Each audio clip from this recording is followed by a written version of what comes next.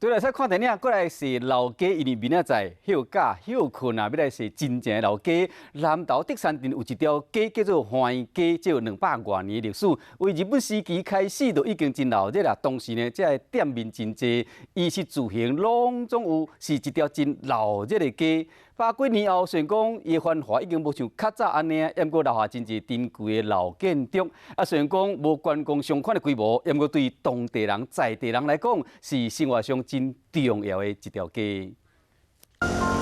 透早南投德山镇这条花园街有够闹热，尤其是这间早餐店人有够多。阿姨早啊！招牌的煎饺，佮有南昌的凉饼，互人看甲强要流嘴烂。这是在地人食袂成的传统早顿，这搭卖番薯的嘛是在地人的最爱。看起来嘿对。德山出产番薯，上好的番薯，食起来是好食又香。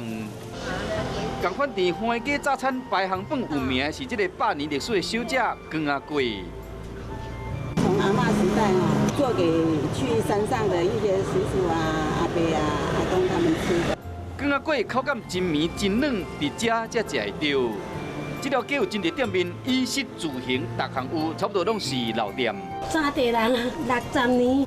花园街较早叫大街，有200多年的历史。日本时代开始繁荣，100几年过去啊，这个建筑阁保留早期的风貌。我甲这间银行是1962年起的，主体建筑真现代，不过处理造型，阁有真高的中国风。知道以为它是什么庙，其实它不是，它是代表着富贵的一个象征。边的万林客运真有年代感，伫内面单车袂输是行入时光隧道同款。只有真侪差处，中药行看起来真古典，也有一间老商行。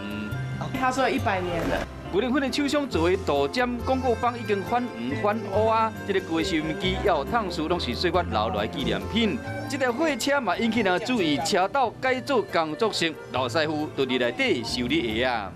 请问这做伙鞋用的阮做几代？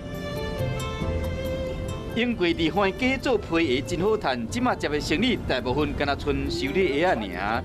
老师傅的鞋仔担，甲花园街同款，捌繁华过。